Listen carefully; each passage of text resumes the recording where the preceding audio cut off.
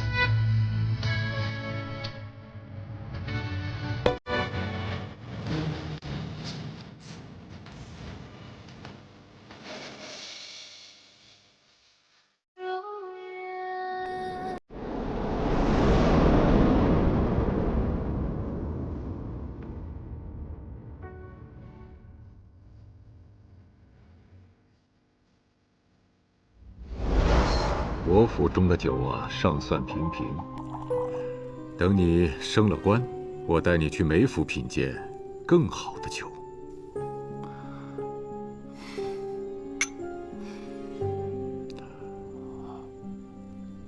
如今，我已在你的麾下，海公要是有什么话，不妨直言。我且问你，你和那个叶平安，到底是何关系？我与他相识不足半月，眼下只是奉旨一道办差，仅此而已。那就好。现在你正值升迁最关键的时刻，谁该帮，谁不该帮。你是个聪明人，我的话到这儿就足够了。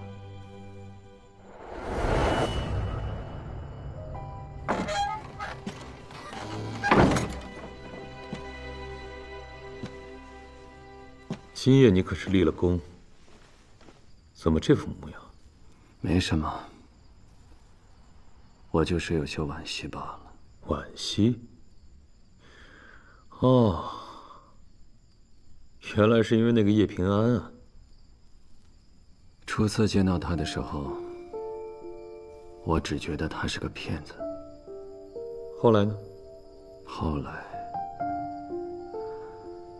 觉得遇上他这条毒蛇，还真是棋逢对手啊！能让你成为对手的人可不多啊。究竟是谁要他死？你不说我也知道，是海一平吧？你不用这么看着我，能让你左右权衡的，眼下只剩下这位海尚书了。平时我只是懒得动脑子，你以为我真傻？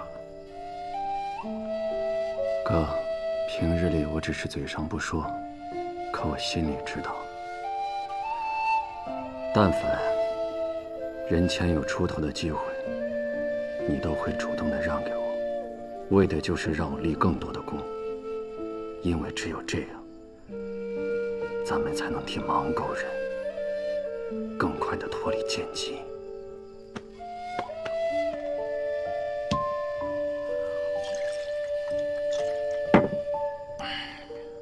我知道你从来不是感情用事的人，但这叶平安，你真不打算救吗？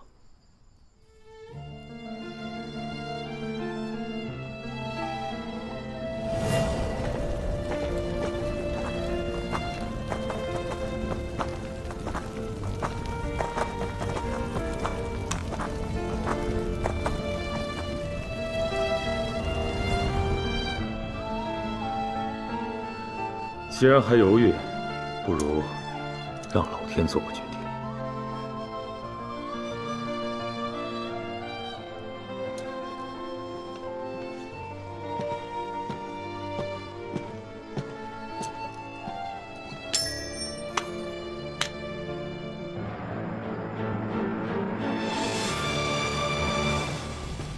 不惧寒风萧墙起，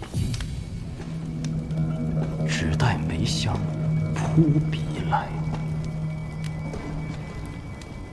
用刑是门技艺，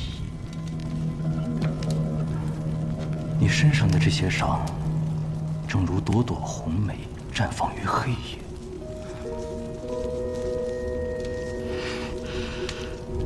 你看，像不像白雪洒落枝头，腾出的汗油有体香，整整契合这句诗。连我都佩服我自己。愚公深谙，原来这么喜欢玩花法事。说说吧，军饷莫名失踪，背后究竟是怎么回事？又是谁指使你犯下这弥天大罪？那个幕后主使，今晚不就在那儿吗？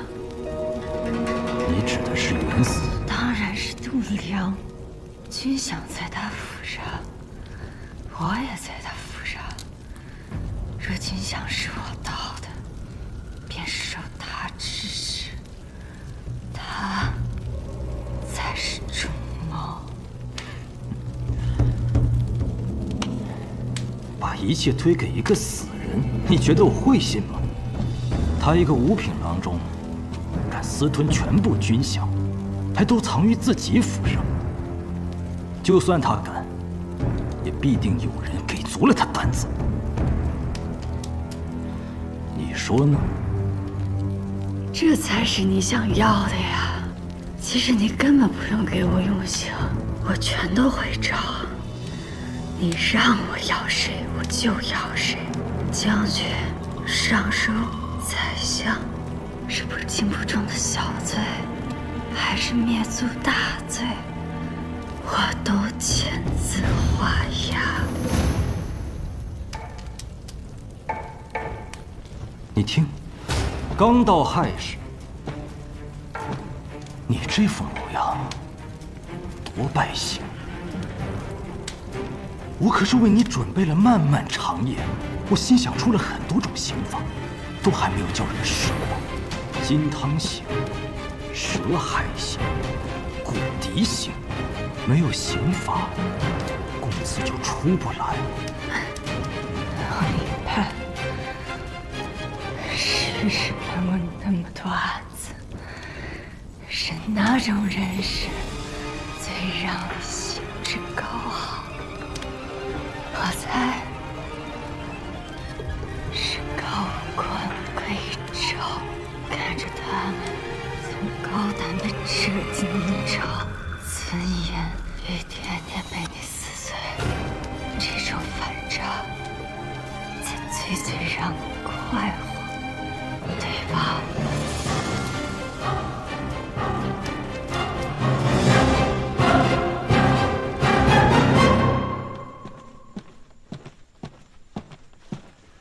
郎主，张尚书，说吧，今夜是何情形？是。今夜袁四成带人进入度量府中，搜出了丢失的军饷。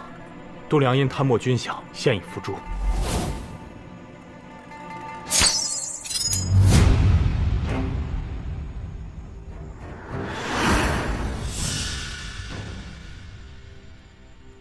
是意外磕死的。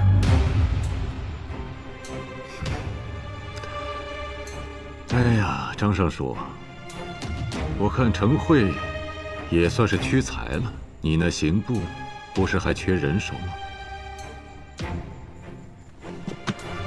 多谢郎主，小人没齿难忘。你妹妹还有你老母亲，我也会让人好生安置的。多谢郎主。起来吧。是。还有那个叶平安，也已被厉军押入大牢，正在连夜审问了。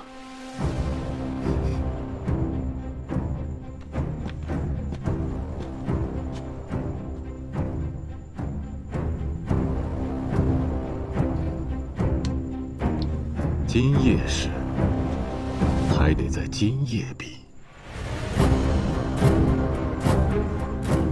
小人明白。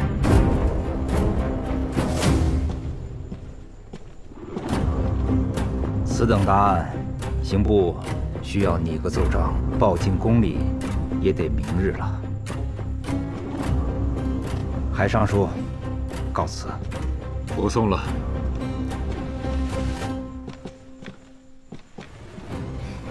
派人盯着程慧，看他到底能不能除掉叶平安。是。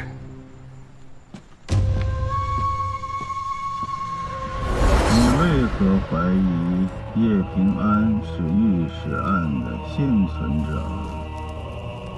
最初发生郑源案，我以为他不过是个替罪羊，可没曾想他利用郑源案就谋得使职，而且他还清楚度量贪墨一事，找我想用军饷案来对付度量，我便知其心思缜密，绝非泛泛之辈。先前家母寿宴涉及御史案的那位前来贺寿，他妾室手臂上的那个7叶昙花烙印，让嫣儿呆呆看了许久。我便引导嫣儿将其画了出来，果然试出了，她就是御史案的受害女子。心思缜密，已深入局，好一个欲掌控人心之人，此人必处之。没想到你竟是我的知己，用刑具剥落他们的身份，这才是最高的技艺。可惜呀。说，指使度量从官道上劫走军饷的人，到底是谁？当然是出身士族的人。说起士族，你出身贫寒，苦熬多年才入仕，可士族却因不屑你的出身，阻挠先帝提拔你。此后，你便恨上他们，哪怕又想傅生金视你为好友，你却仍将他拖入万劫不复之地。好友？他傅生君高高在上，骨子里只是把我看作玩物。你们所有人都把我视作疯狗，但我这条疯狗帮圣上铲除了多少障碍？我做的不对吗？那你为什么要杀那个发病的百姓？你手上沾染了多少底层人的血？哼，你是想说，你我都同出身底层，本是同根生，相煎何太急？可惜你那巧舌在我这儿不管用了？每次行训时，最让你索然无味的，便是人死的那一刻，不再动弹挣扎。因此，对于我这种体弱的凡人，我倒有一个颇具技艺却又不会重伤的刑罚，可有兴趣？说来听听。龙鳞满床波浪式，血光点点香而起。去鱼鳞相见，便是龙鳞；再将其挑落，血染斑珠，这便是香而起。来人！去给我弄几条鱼来！这里是宵禁，去哪儿弄鱼啊？去找郡王，押回牢房，让他好生歇着，待会儿再好好招呼他。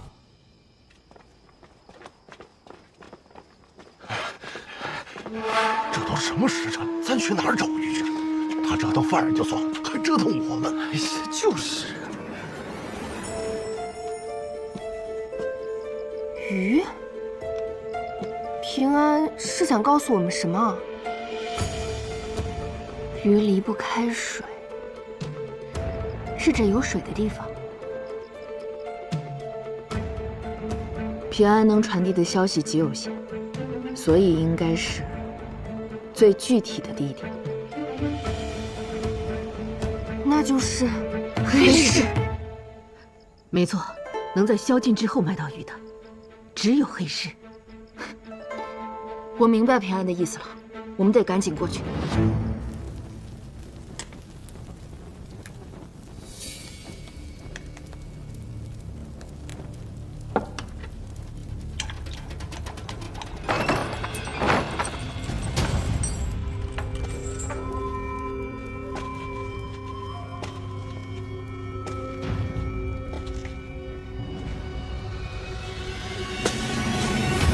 你给我！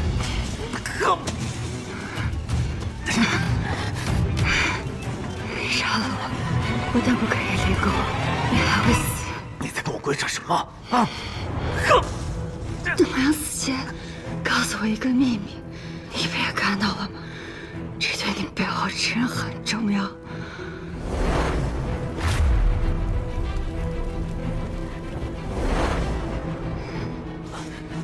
他跟你说了什么啊？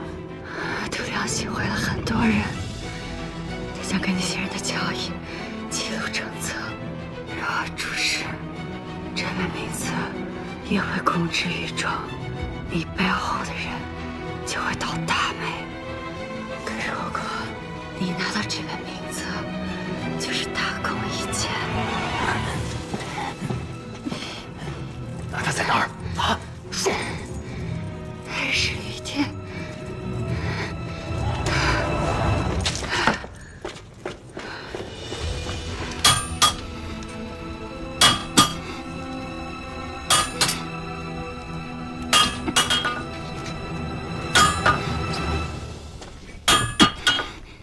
少成啊，你这是……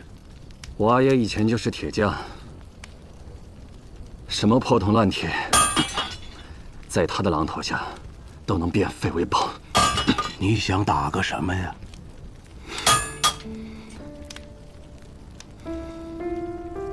给自家人的腰牌。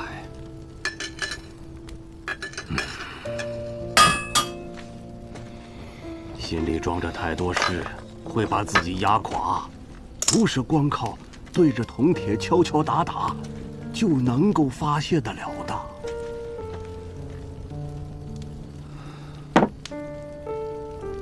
古树，你知道吗？有的时候，我觉得自己的双手很脏，所以我不断地用酒去冲洗，可怎么都洗不掉上面的血腥味。这后我的心就会变得更硬。更冷。其实，你若插手审问军饷案，那叶平安就此刻最重要的是获得梅党的倚重。每个人都有自己的路要走，既然选择了，就不应该将希望寄予在别人的身上。我是这样，叶平安也是如此。如果他连自救的本事都没有，那前路刀光剑影那么多，他早晚也是一死。我又何必多此一举？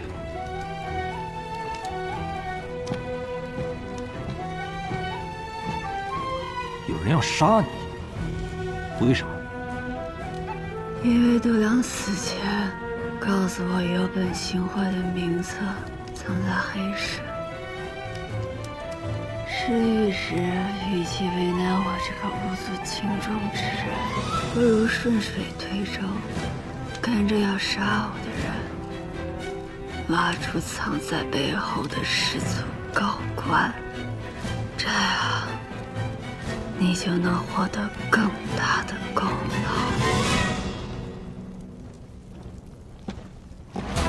你们就站在这里看着他，一步也别动。是。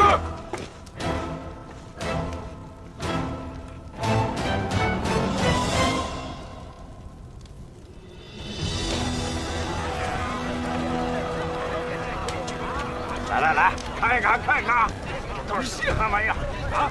随便看，来看看吧。哎，别走啊！哎，看看，都是好东西啊！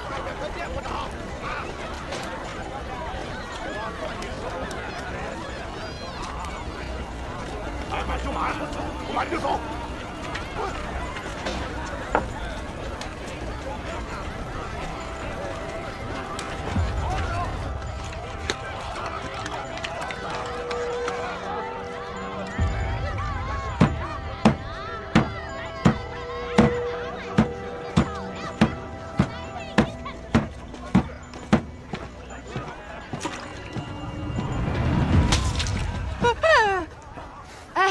老板，来买鱼的吗？刚杀的。我是杜郎中的人，来取他让你保管的名册。名册？什么名册？我们这是卖鱼的，没有你说的那玩意儿。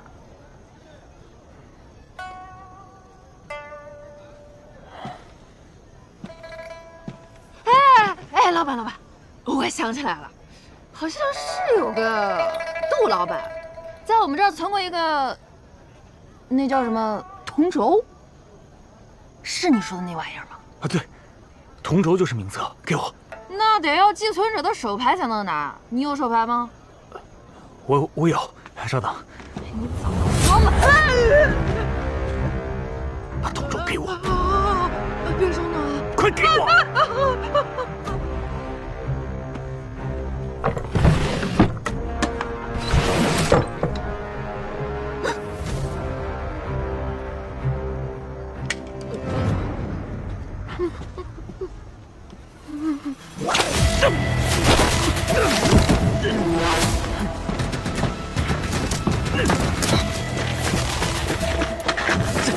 试试，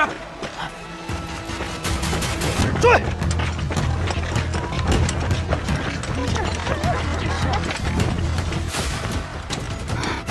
怎么来了2拨人？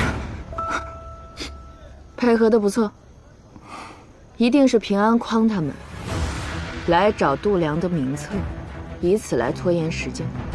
我给了他个空的铜轴，还好你反应的够快，不过铜轴应该很快就会露馅的。能拖一刻是一刻吧。丽君之所以在这儿，那就是平安想让他这条恶犬去咬该咬的人。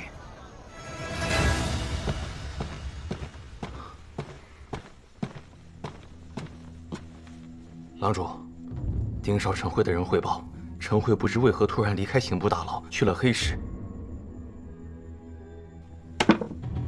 这么说，叶平安那里，他并未得手啊。那我们该怎么办？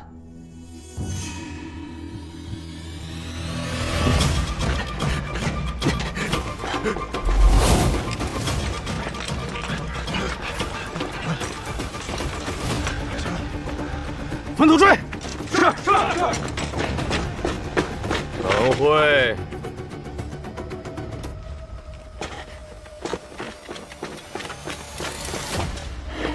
我拿到了。海公会照顾好你的家人，放心吧。在那儿！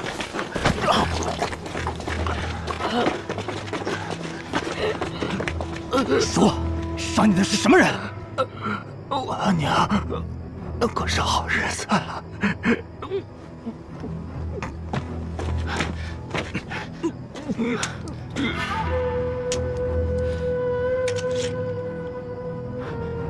试一试，里面是空的。这么短的时间，他们应该来不及拿走名册。难道我们被耍了？竟敢耍我！叶平安，我扒了你的皮！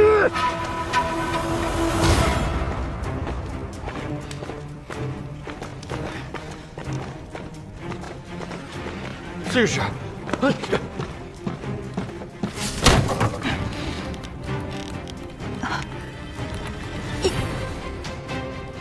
难道没抓到人？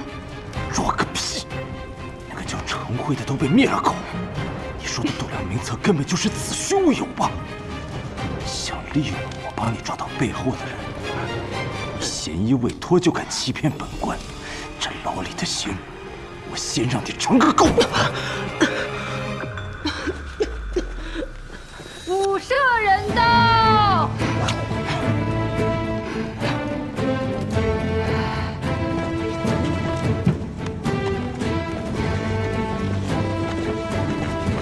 圣上口谕：大胆立郡，叶平安乃朕亲封特使，你岂敢胡乱抓人？命你即刻将叶平安无罪释放。臣未能体察圣意，臣有罪。臣立功行事要是再这么不知分寸，你的那些刑罚，恐怕只能用在你自己身上了。还不快滚！走。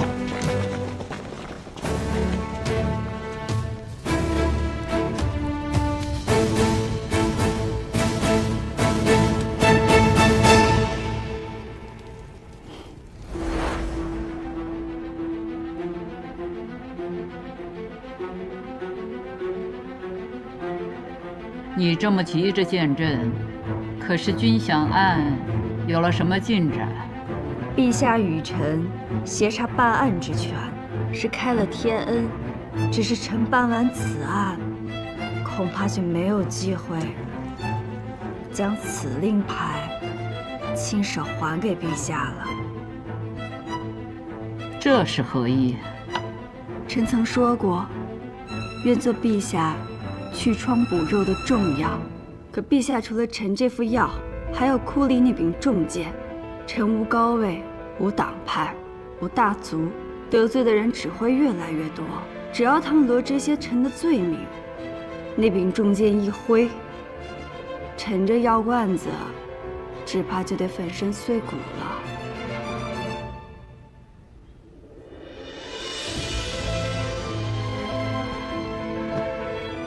你是来求朕这道保命符来了？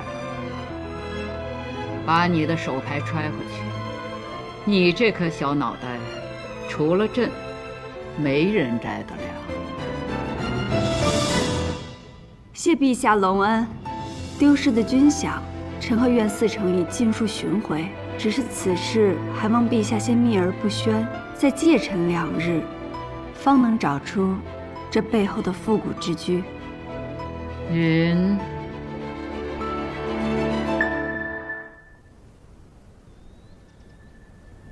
袁绍成忠君体国，恪尽职守，于军饷案中立首功。现由大理寺丞擢升大理寺少卿，钦此。臣叩谢圣恩。朕登基以来，先有誉王之乱，后有文臣之治。有些人便趁机浑水摸鱼，寅吃卯粮。像那傅生军横霸良田千顷，逼出不少流民来，早就该好好的治一治了。可朕身边信得过的人不多呀。臣虽出身微末，却有志铲除贪官污吏，为陛下肝脑涂地。天下言价日长，其中必有蹊跷。贤儿提起户部郎中度量暗地里勾结了一个叫齐君山的商人，以赌方名义行贪墨之事。你从他身上查。是。他不过是一根藤草而已，要紧的是他倚仗的大树。朕之所以不动某些人，是因为还需要照顾士族和前朝老臣，你可明白？臣明白。臣定不会让他们察觉，扰了陛下统御天下之奇举。曾公今夜暂且在我府上歇息，请。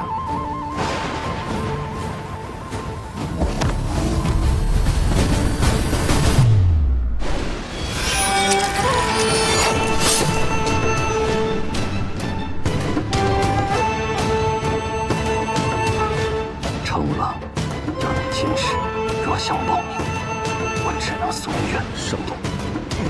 臣借假杀曾宣，获取度量信任后查明，度量多年来勾结齐君山，敛财共计约30万两，其余现银9万4千两，加上抄没的度量家财以及齐君山赌方之账，已尽数收归国库。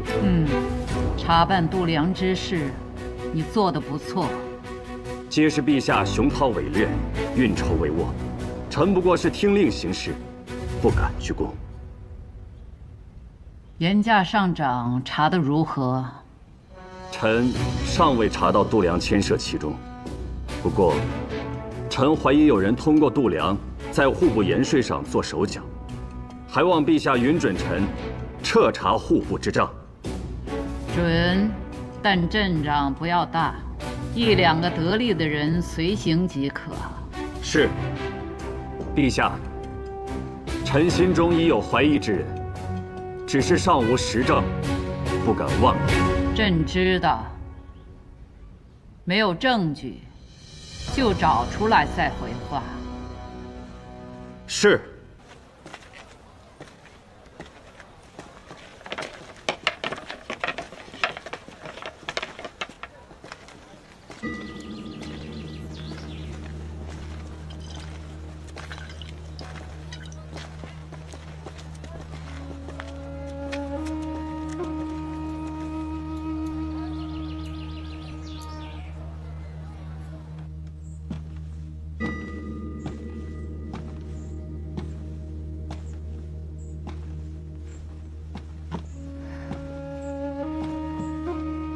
恭喜你啊，官升2品，腰带不错。你就不怨我没有对你施以援手吗？为什么要怨你？你我又无朋友之意，各为其利罢了。何况你在升迁的重要当口，更不能与我这获罪之人有所牵扯了。我倒宁可你能骂上我2句，也好过在这里恭贺我。袁绍成，你其实心里根本不满足于现在这个位置，你志在拜相，对吗？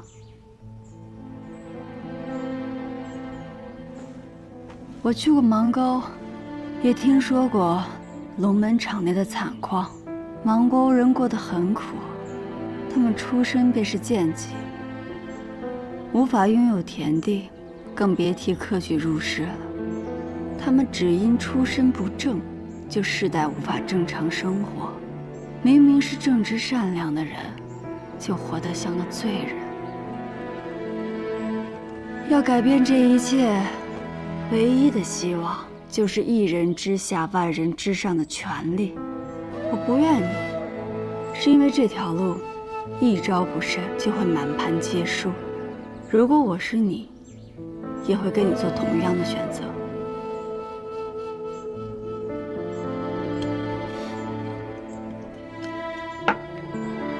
好啊，没想到知我心者，竟是一个与我相识不过数月之人。来，我敬你。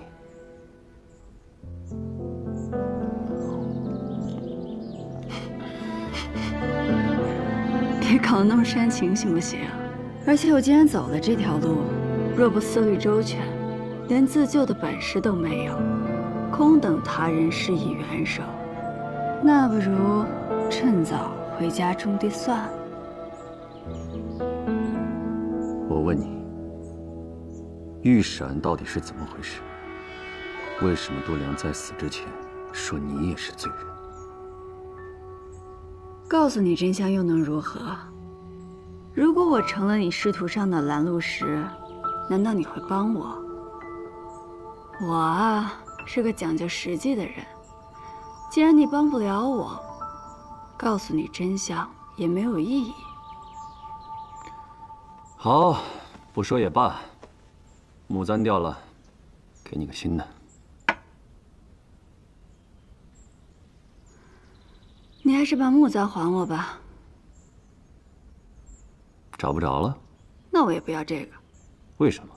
木簪好啊，它即使摔落泥尘也不会破损，不像玉，脆弱易碎。我就喜欢戴木簪。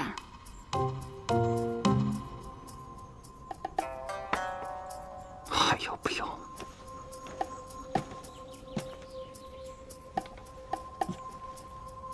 你的伤势怎么样了？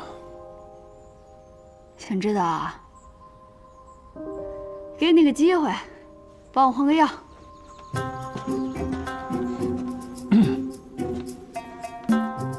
怎么，怂了？你都不嫌害臊，我怕什么？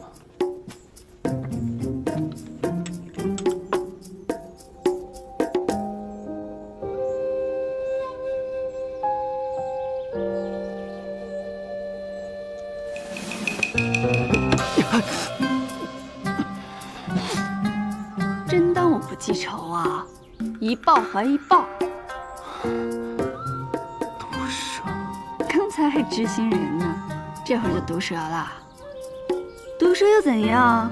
你这豺狼也好不到哪儿去。哼，自己换吧。